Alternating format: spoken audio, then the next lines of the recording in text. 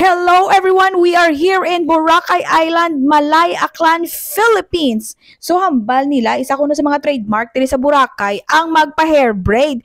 So I tried it para maging in man ako diri sa island.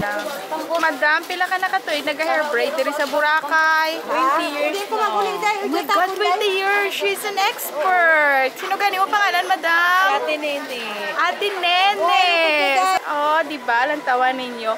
Hambal niya magagwapa kung ako sini. Lantawon ta karon kung magwapa gid ako. So, madam, okay man ang kita sa pag-hair braid diri sa Boracay? Yes, madam. Okay lang. Makabuhay gid ang pamilya. Makabuhi gid. Makabuhi gid. Wow, siguro mayo puro may trabaho na lang ko din mang hair braid ay tudloan mo ko, willing ka magtudlo sa akon. Pwede mag-willing din. Oh, willing ko siya magtudlo sa akon. Ay okay lang sa imo nga maging kompetensya mo ako. Ano problem? Basta share kita sa ano. Sa ano? Customer. Share sa blessing. Oo. Pwede man siguro. The joke lang man ang Bel, lantawan ninyo guys oh. Half lang ang ako naging paobra kay half man ako nga bayad. Kung full, edi full man ang bayad. So, di ba? Ayan, finish na.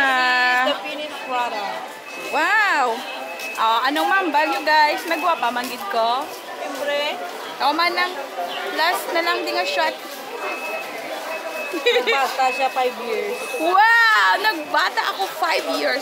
So 5 years old pala ako subong. Bye! Bye! Bye naman!